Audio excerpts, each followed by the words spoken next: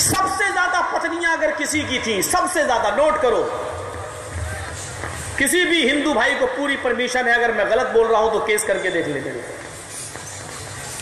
सबसे ज्यादा पत्नियां अगर किसी की थी तो कृष्ण जी की थी, 16,108।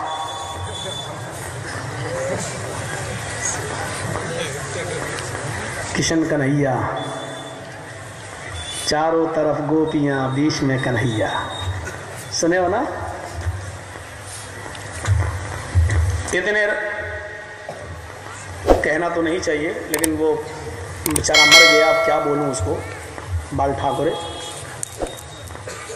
सबसे पहले उसी ने कहा था और मैंने उसी को जवाब दिया था। तो 16,000 रखने वाला कौन हुआ?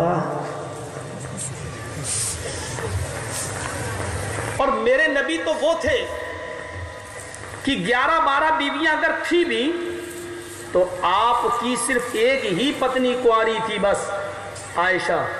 इसके अलावा आपकी जितनी भी बीवियां थीं, एक भी कुंवारी नहीं थी, या तो तलाक शुदा थी या मुतल्लका थी या बेवा थी, यानी जिसको तलाक दे दी गई हो या जिसका शौहर इंतकाल कर गया हो। हजरत खदीजा जो पहली बीवी थी, हर नौजवान चाहता है कि उसकी शादी एक खूबसूरत और कुंवारी लड़की से हो और उम्र में उससे कम हो, लेकिन मोहम्मद सल्लल्लाहु अलैहि वसल्लम की पहली शादी 25 साल की उम्र में, नबी मोहम्मद साहब की उम्र 25 थी और आपकी पहली बीवी की उम्र कितनी थी? 40 साल। हजरत खदीजा 25 साल की उम्र में 40 साल की एक बूढ़ी औरत को अपने निकाह में लाए, जिसके 2 बच्चे भी उसके साथ खदीजा के साथ आए, और खदीजा के 2 शौहर इंतकाल कर चुके थे, तीसरे मोहम्मद सल्लल्लाहु अलैहि वसल्लम। क्या कहेंगे आप? इसके अलावा जितनी भी बीवियां थीं, आयशा को छोड़कर सब या तो बेवा थी या मुतल्लका। और किशन कन्हैया जी के पास जानते हो कैसी थी? गोपियां, जिनको किसी ने छुआ ना हो। एक बार ये सारी 16,108 गोपियां गंगा में नहा रही थीं, अपने कपड़े उतार कर नदी के किनारे रख दिए थे। कृष्ण जी आए और सारी गोपियों के कपड़े उठाकर एक बरगद के पेड़ पे चढ़ गए और वहां से बांसुरी बजाने लगे। बांसुरी में बड़ा जादू था कृष्ण जी की।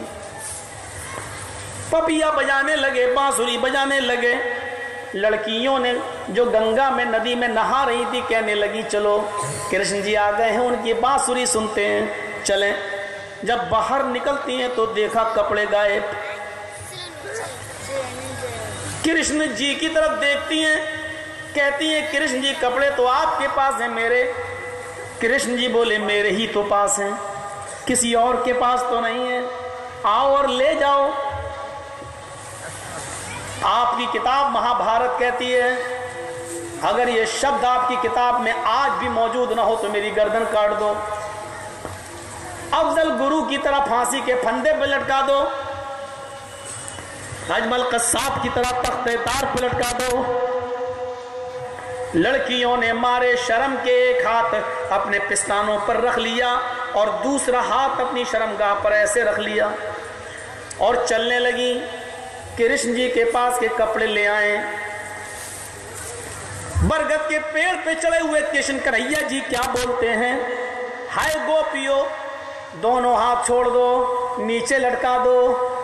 यानी तुमने एक हाथ से जो सीना छिपा रखा है, सीने पे रखा हुआ हाथ नीचे कर लो और दूसरे हाथ से जो गुप्तांग अपनी शर्मगाह छिपाई उसको भी अलग हटा लो और ऐसे ही दोनों हाथ छोड़कर मेरे पास आओ।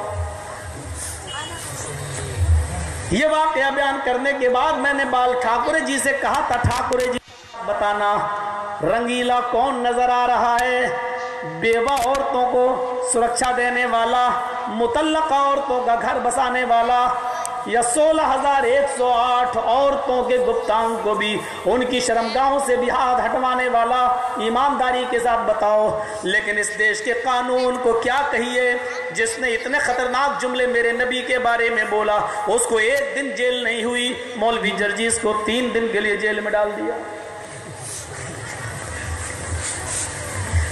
हम आह भी करते हैं तो हो जाते हैं बदनाम और और तुम कत्ल भी करते हो तो चर्चा नहीं होता।